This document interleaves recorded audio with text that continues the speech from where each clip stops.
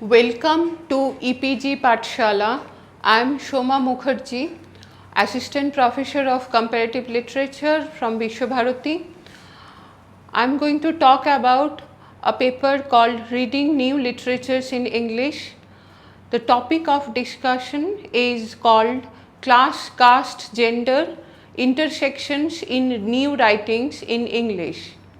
And the content writer is Sharoni Roy, Research Fellow, Vishwabharati. The new literature in English is a relatively new area of study. It has been viewed as an offshoot of the historical phenomena of colonialism. Colonialism as a discourse actually aimed not only at coercion but consent building through political and ideological persuasions.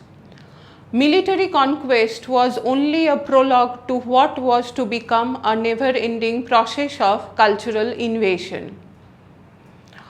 Now, if we can talk about the context of New English literature, then we can say that the idea of New English literature is a product of the transnational and transcultural exchange processes and developments that colonialism gave birth to.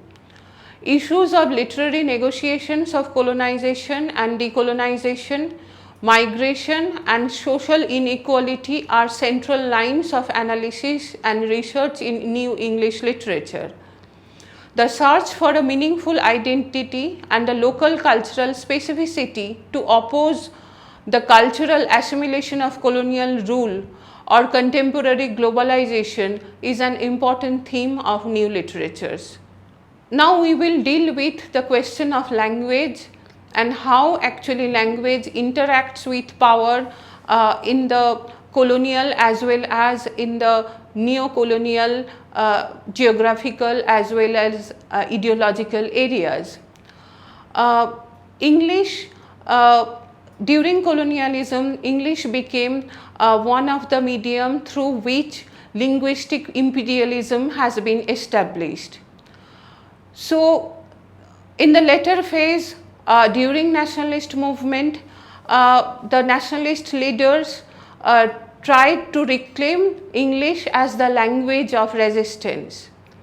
English actually opens up a space through which one can access a global audience.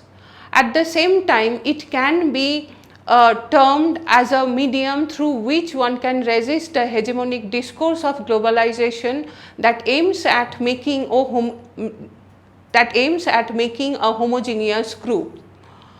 And during this process, one have to pay attention to the cultural specificities of, say, several minority groups, and the idea of language and its relation to the power in the colonial as well as in the post-colonial world, in post-globalized world, all these things actually challenge the universal categories of human identity.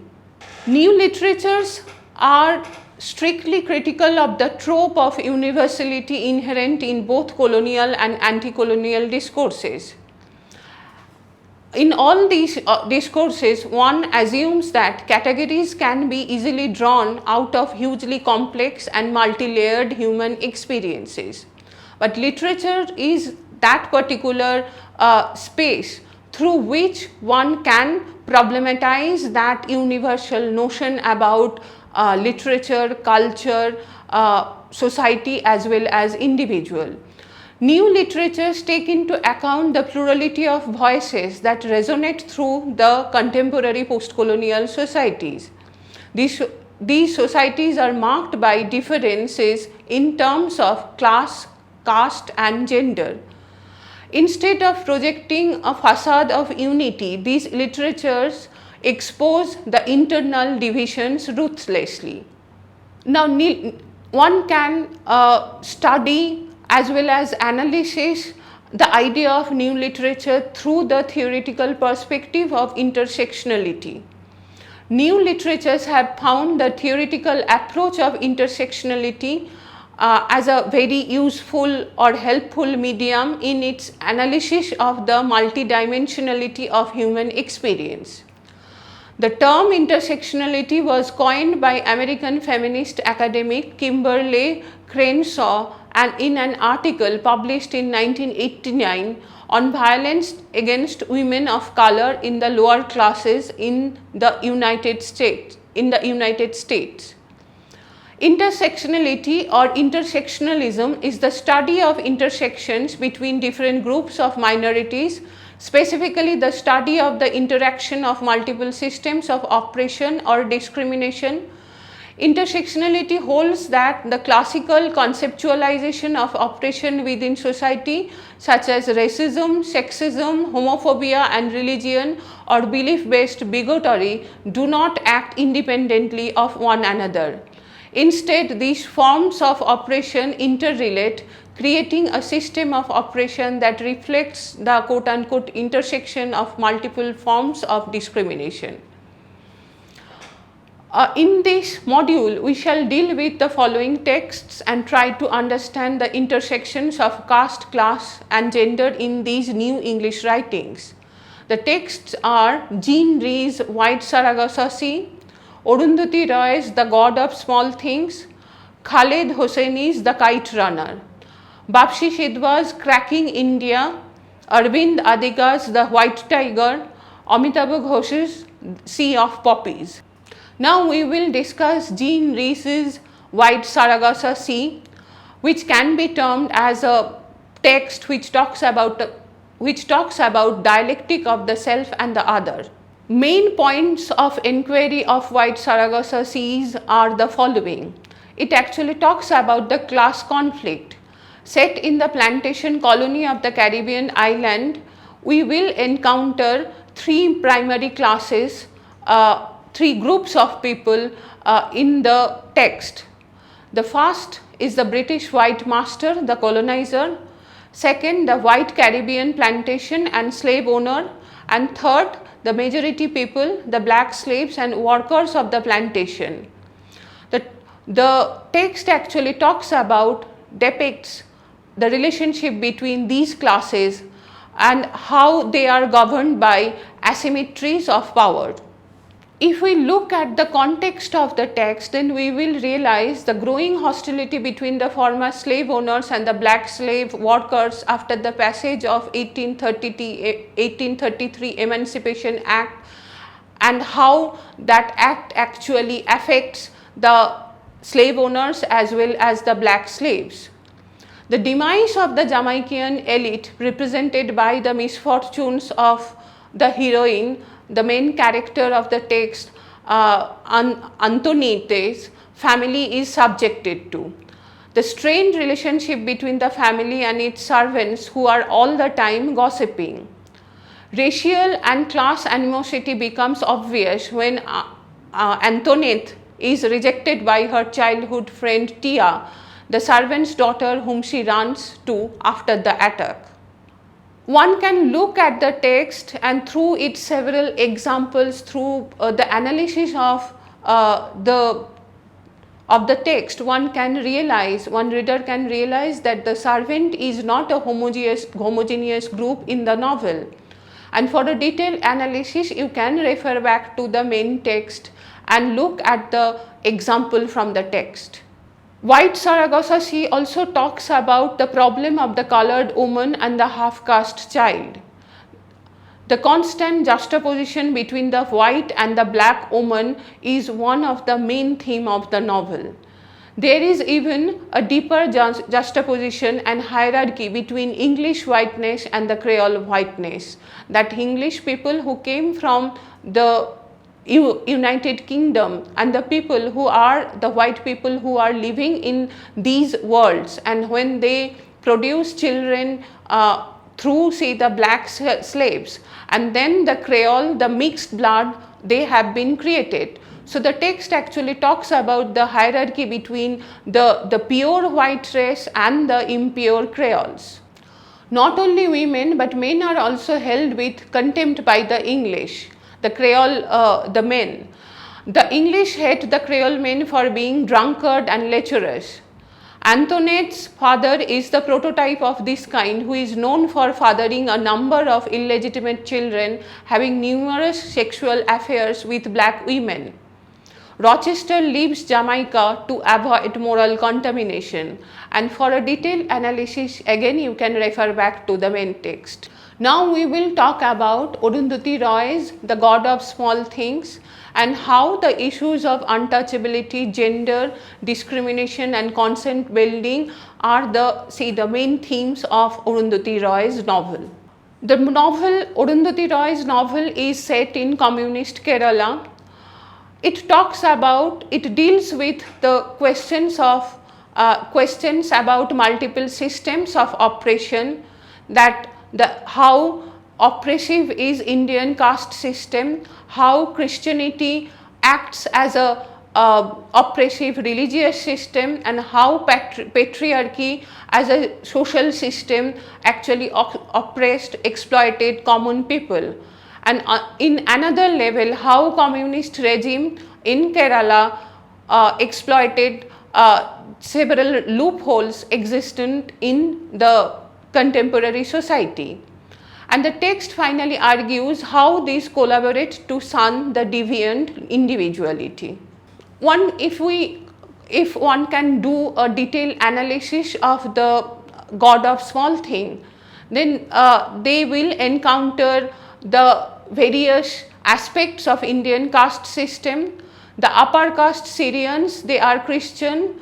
The feudal family that runs a pickle factory are shown to be exploiting the paravans or the untouchables, who are workers of the factory. The family of Velutha traditionally serves this family but is never allowed a front door entry to the house. The paravans are avoided because the masters are repulsed by their peculiar body smell. And for other references, you can again get back to the main text. There are several other issues which actually narrator talks about through different incidents in the novel. The issues are Christianity and its domination over religious space. Conversion to Christianity played a large part in consolidating the British Empire. Christianity came to India with a rhetoric of equality, universal love and social recognition, which so much attracted the Indian Dalits and lower castes. But in reality, the Christian church compromised considerably with the existing Brahminical social structure, and lower castes continued to be oppressed. The Syrian Christians, on the other hand, in fact demand a linkage with the upper caste Brahmins. The God of Small Things talks about several other issues like patriarchy and gender discrimination, and how both caste system and patriarchy are systems sanctioned by religion. These in turn reinforce the traditional forces of religion. In the novel, there is sheer gender discrimination in terms of families' upbringing of the son and the daughter, Chako and Ammu. While Chako is sent to Oxford for studies, Ammu has to run away and marry simply because no one will pay for her marriage. And for further references and textual analysis, you can again refer back to the main text. Arundhati Roy's novel actually set during the communist regime in Kerala. The novel mercilessly lay bare the hypocrisy of the communist regime in Kerala.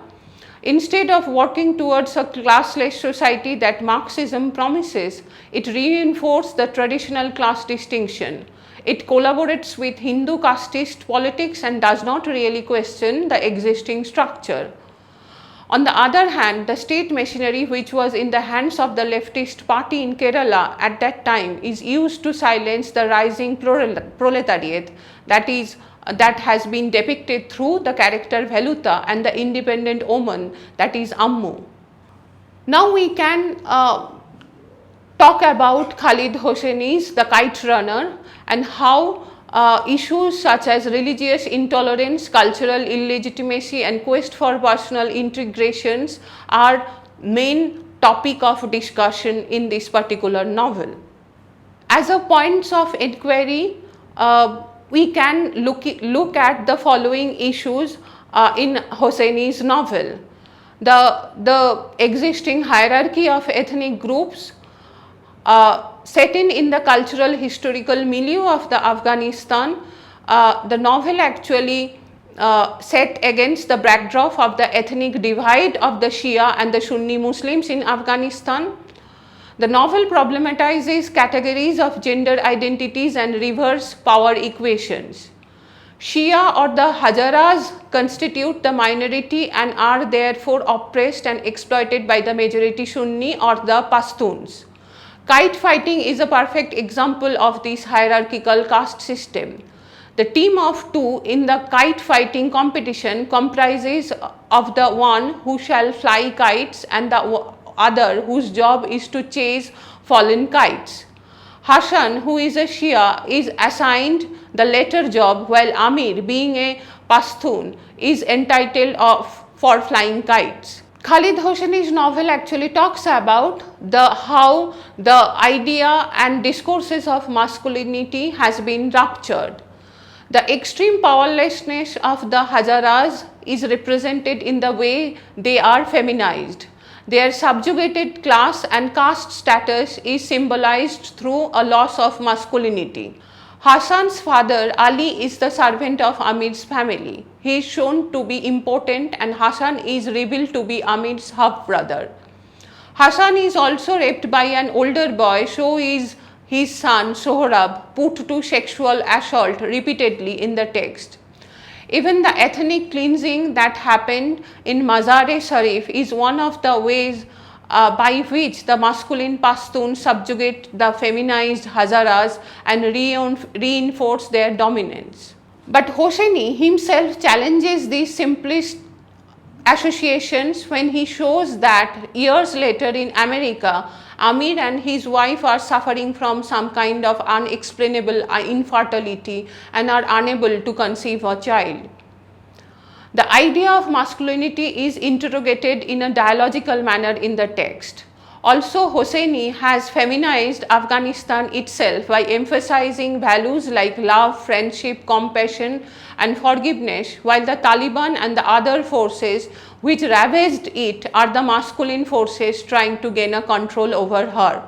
So, you will find several references, detailed analysis in the main text, and you can refer back to the e-text for further references. Khaled Hosseini's The Kite Runner also talks about the role reversals and how a situation has been reversed its position.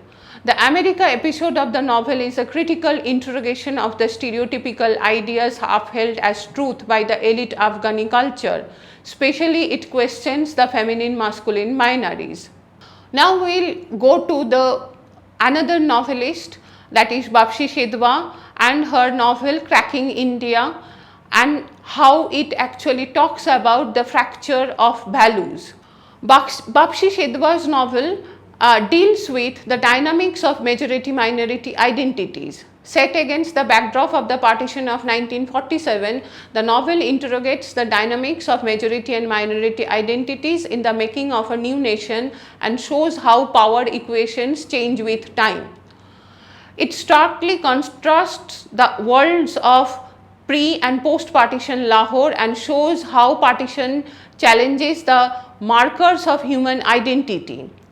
Prior to the partition, characters are identified by their class position or by the professions they are involved with, that either they are Aya, the nanny, the malishwala or the mashior, and ice candy wala or the seller of the ice candy. But soon after the news of partition spreads, their identities undergoes a radical shift which reduces them to their religious identities, like they are being labeled as either Hindu, Muslim or Sikh or Parsi. Sidhwa's choice of a Parsi girl narrator for Cracking India is also important.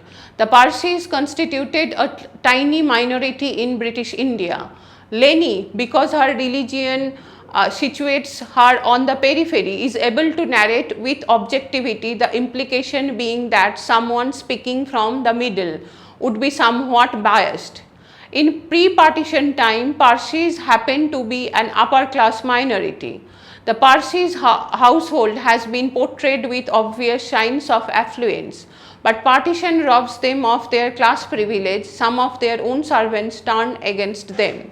Bapsi Sidhwa's novel actually talks about parallel between religious and gender violence.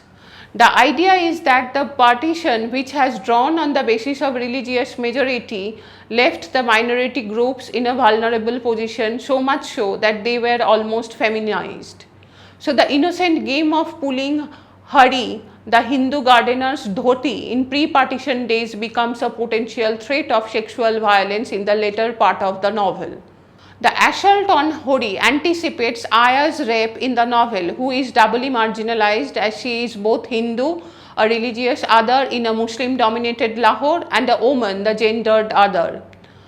Religious conversion is never enough for Aya because her Hindutva is marked on her body, unlike Hari, turned Himmat Ali, who can easily prove his conversion by showing a circumcised penis. Sidhwa's novel deals with the idea of intervention of class.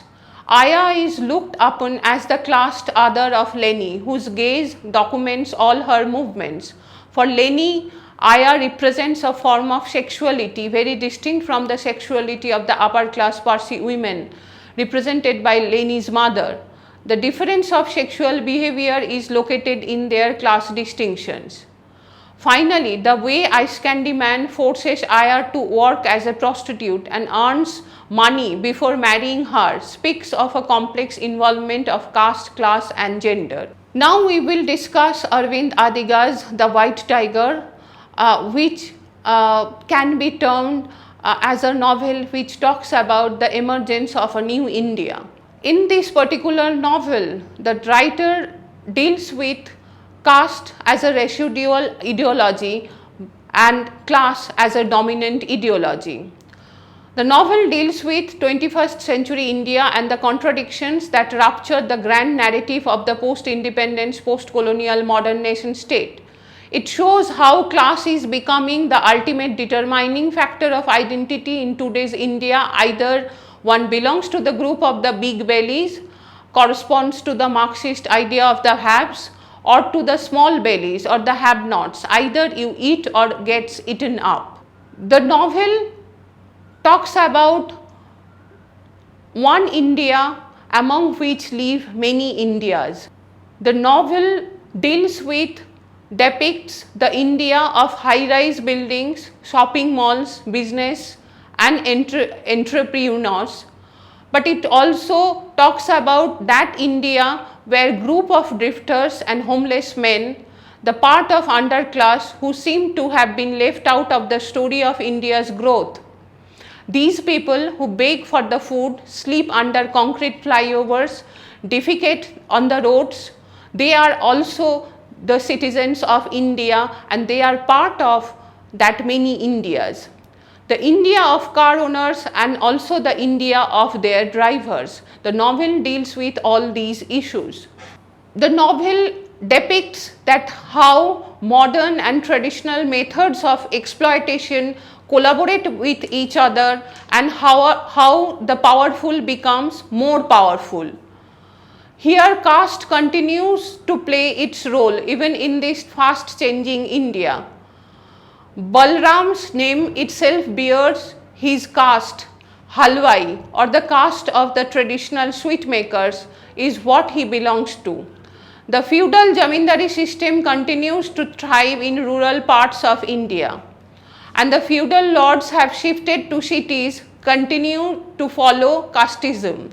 Thus, the Muslim driver has to hide his real identity to secure his job.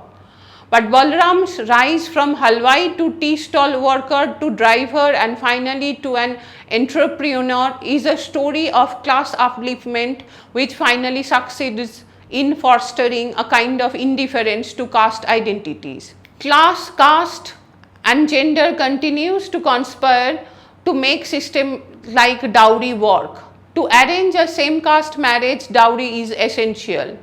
To pay the dowry of Balram's cousin sister's marriage, Balram had to stop going to school, but the loss was compensated in the marriage of Balram's brother. If dowry is the reality of rural India, prostitution governs the urban life of India. Now, if we look at the way novel depicts the prostitutes and the bored housewives, and they become the two facets of patriarchy. Apart from the rural girl married off with dowry and the lower class urban prostitute, the text hints at a third category. The character of Pinky, Balram's master Ashok's wife, is symptomatic of the upper class woman. The stereotypical bored housewife killing her time with makeup and shopping and occasional driving puts a question mark for the discourse of feminism and women empowerment in third world countries. Without any economic independence and productive engagement, this prototype of women consolidates the power structures of patriarchy. And for a detailed reference and analysis, you can refer back to the main text. Amitav Ghosh's She of Poppies is our next topic. In this particular text, Ghosh talks about caste and metaphor. Ghosh actually talks about caste through the metaphor of the sea. Set in colonial India in the context of opium war with China, the text explores the issue of indentured laborers and migration to British plantation colonies. It shows a curious connection between caste and the forced migration to plantation colonies.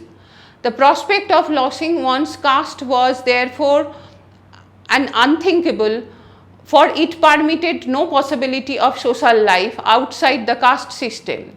The crossing of the sea, the Kalapani, has remained a powerful symbol of travel across troubled waters to lands from which nobody returned home.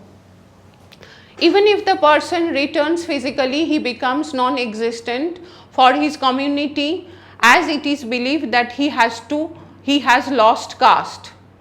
The Bengali word for caste, jat, is often synonymously used with dharma or institutional religion.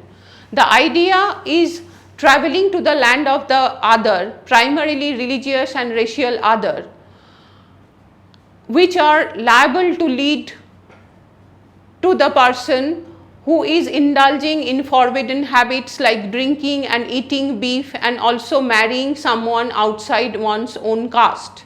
In the text, through several examples, one will find that how women characters, they gain sexual agency in exchange of caste.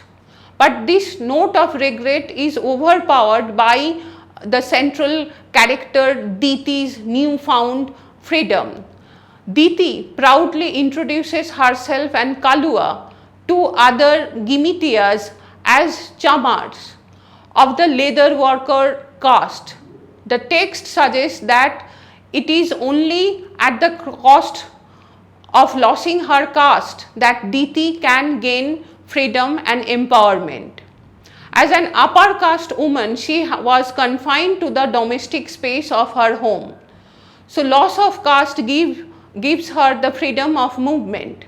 Diti also assumes the leadership of Girmitiyas on the Ibis, showing characteristics of a very strong woman who had her own opinion. The text also shows that the loss of her caste identity enables Diti to exercise her sexual agency. As the bride of an upper caste household, she was both sexually exploited, being drugged and raped by her brother-in-law, and also sexually deprived since her husband, an opium addict impotent fellow. She is also pregnant by the end of the novel through her lover. The child that she expects stands for a new future where accepted boundaries of caste, class and gender would be questioned and more heterogeneous, flexible and inclusive categories of identity would be available. A final note on the cultural space of the seep and how it accommodates the intersection of class, caste and gender. Ghosh uses the Ibis to redefine and reshuffle codes of racial, ethnic and class relationship. It brings down the Raja Zamindar to the level of his subjects, makes blue blood Europeans and Americans mingle with commoners and questions accepted gender stereotypes. or for a detailed analysis, character analysis, you can refer back to the main text. As a conclusion, we can say that in the course of this module, we have tried to argue that human identity is itself a fictional narrative that can only make sense when put into particular contexts.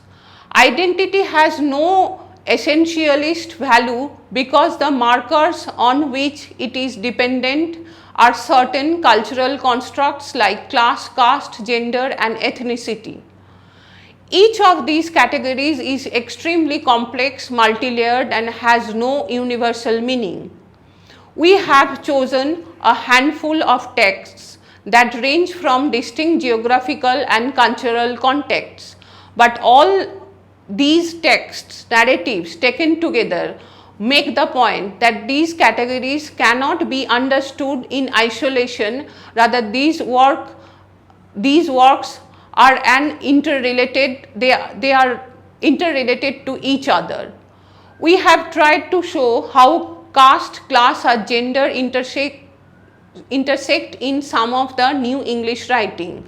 These New English literature not only invent the new possibilities of English language, robbing it of its exclusivity and elitism of being the ruler's language, but it continues to interrogate newer aspects of power relations and more implicit forms of domination and subjugation in former colonies that now come more in the forms of gender, class and class exploitation. Thank you.